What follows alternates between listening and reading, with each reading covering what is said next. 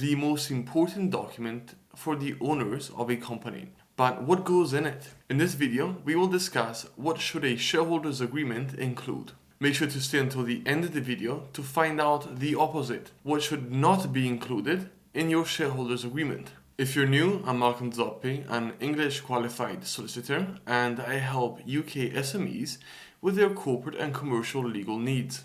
Great, let's jump straight into what should your shareholders agreement include. Well, I can only make suggestions, so these are the top 3 things that you might want to consider including in your contract. The first are the drag-along provisions. In short, when there are enough shareholders who are willing to sell their shares to a third party, they can drag along everyone else to compel them to also sell their shares to that third party. Usually the threshold is above 50%, and the reason to have drag-along provisions is to allow the shareholders of a company to maximize their chances of exiting the company, especially if they are investors, by selling the entire company to a third party like a private equity firm. And that is because private equity firms or other buyers, when looking to buy a company, want to have complete control and ownership, and that is why they will want to buy the entire issued share capital. The second thing that you might want to include in your contract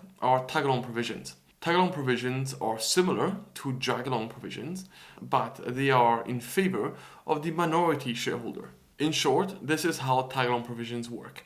Whenever there is a third party, a buyer, who is looking to buy shares of an existing company, and they have enough people who are willing to sell their shares to that third party, if that third party would end up with a specific percentage, let's call it the threshold of, let's say, 50%, then the other shareholders have the right to tag along and also sell their shares to that third party.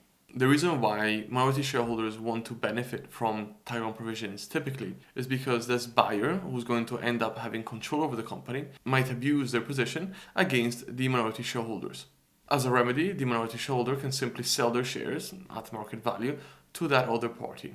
And the last clause that you might want to include in your contract is a supremacy clause. In short, the supremacy clause states that if there's a conflict between the shareholders agreement and the articles of association of a company, then the shareholders agreement overrides the articles. Now, before we discuss what not to include in your shareholders agreement, feel free to send me an email if looking for professional legal advice. Okay, so in a shareholders agreement, ideally you wouldn't include anything that is fairly temporary. For example, you wouldn't want to include specific seasonal duties of a shareholder towards a company, especially if these duties are likely to change in the future. The reason why you don't want to do that is because typically a shareholders agreement, once signed, requires the consent of every shareholder to be amended. And unanimous consent, the consent of everyone, is quite difficult to achieve, especially if you have multiple shareholders in your company.